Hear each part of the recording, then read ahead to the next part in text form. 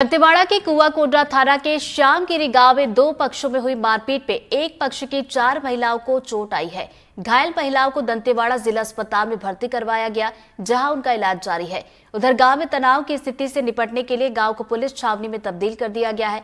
दरअसल आरोप है कि श्यामगिरी गांव में सुबह से घर वापसी अभियान के लिए धर्मांतरित मिशनरियों के साथ श्यामगिरी गांव में एक बड़ी बैठक की जा रही थी, जिस बैठक में धीरे धीरे विवाद बढ़ गया और दोनों पक्षों के बीच बहस होने लगी, जिसके बाद आरोप है कि गांव की महिलाओं ने धर्मांतरित हुई महिलाओं से जमकर मारपीट की और इसके बाद स्थिति बिगड़ गई।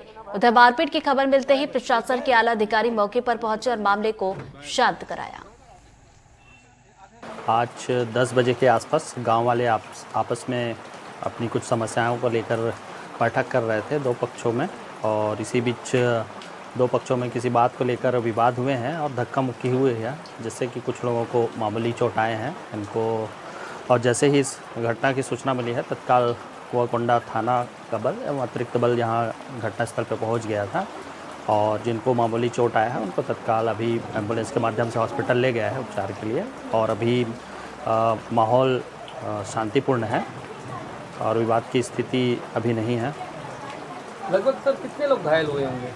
इसमें 2-3 लोगों को मामूली चोट आई है और इनको तत्काल कुआकोंडा हॉस्पिटल ले गया है इलाज के लिए, और अभी गांव का माहौल शांत है। समय हम श्यामगिरी में पहुंचे हुए हैं। यहाँ तनाव की स्थिति है, देख सकते हैं कि मैं कैमरामैन से बोलूँगा दिखाइए इस बार कि दो गुटों के बीच में यहाँ पर मारपीट हुई है, जिसके बाद घायलों को फोर्स एम्बुलेंस पर डाल रही है। श्यामगिरी गांव का पूरा मामला है। दरअसल बताया जा रहा है कि आज सुबह से यह तनाव की स्थिति यहाँ पर निर्मित थी, जहाँ पर दो पक्षों के बीच में किसी बात को लेकर के शायद कन्वर्सन का शायद मामला था, जिसे लेकर के यहाँ पर तगड़ी मारपीट हुई, जिसमें से 4 लोग गंभीर रूप से घायल हुए। घायल महिला को फोर्स के द्वारा एम्बुलेंस में ले जाया जा रहा है।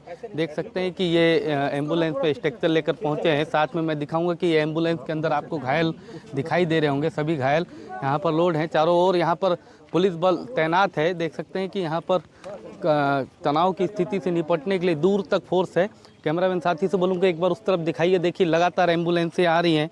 10 से ज़्यादा लोग यहाँ पर इस समय घायल बताए जा रहे हैं, जिसके बाद यहाँ पर तनाव की स्थिति को कंट्रोल करने के लिए जिला मुख्यालय से एडिशनल एसपी के साथ पूरे फोर्स के जवान यहाँ पर अपने लाव लश्कर के साथ मौजूद हैं। देखने वाली बात होगी कि आखिर किस लिए ये तनाव की स्थिति बनी है। श्यामगिरी के ग्राउंड जीरो से पंकज सिंह भदौरिया, NDTV। सूरजपुर में हेड कांस्टेबल की पत्नी और बेटी की हत्या के मामले में मुख्य आरोपी कुलदीप साहू के एक और मकान पर वन विभाग की टीम ने नोटिस चस्पा किया, जिसमें 7 दिन के भीतर मकान खाली करने का समय दिया गया। फॉरेस्ट की भूमि पर कब्जा कर बिल्डिंग बनाई गई है, जिसको लेकर नोटिस दिया गया था। बीते दिनों सूरजपुर में हेड कांस्टेबल की पत्नी और बच्चे की निर्मम तरीके से हत्या कर दी गई थी, जिसके बाद पुलिस एक्शन में आई और 6 आरोपियों को गिरफ्तार कर न्यायिक रिमांड पर जेल भेज दिया। उसके बाद जो आरोपी के जो अवैध मकान थे उस पर नगरपालिका ने नोटिस चस्पा किया था अनुज्ञा प्रमाण पत्र नहीं होने का, जिसके बाद बीते दिनों ही कम से कम आधा दर्जन बुलडोजर के साथ प्रशासन का अमला और पुलिस बल पहुंची और उसके लगभग 4 ठिकानों पर बुलडोजर चलाकर कार्रवाई की और मकानों को जमींदोज कर दिया। ऐसे में एक मकान ये भी है, आप देख सकते हैं, जो आरोपी कुलदीप साहू के जो पिता हैं अशोक साहू, उनका है, जो नवदगिरी रोड पर स्थित है और जिस पर वन मंडलाधिकारी ने भी, वन विभाग ने भी अभी एक नोटिस चस्पा किया है। यहाँ पर आप देख सकते हैं कि इस पर ये साफ साफ लिखा हुआ है कि 7 दिनों के अंदर इनको जवाब देना होगा। इनको अगर ये 7 दिनों के अंदर इसको खाली नहीं करेंगे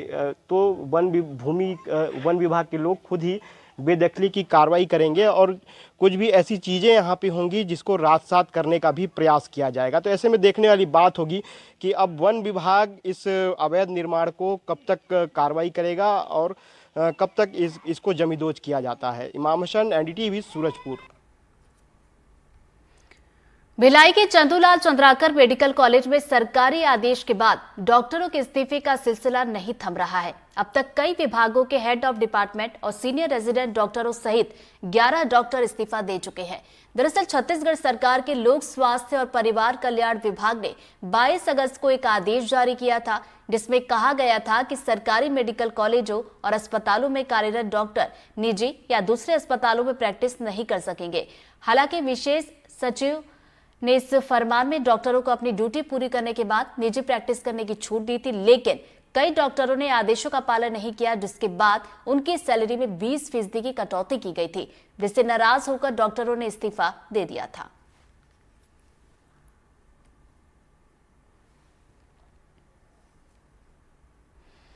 अगली खबर कांकेर से, जहां पर ट्रक लूटकर बदमाश फरार हो गए। फरार होने के दौरान एक ट्रक घर में भी घुस गया, जिसकी तस्वीरें आप देख रहे हैं।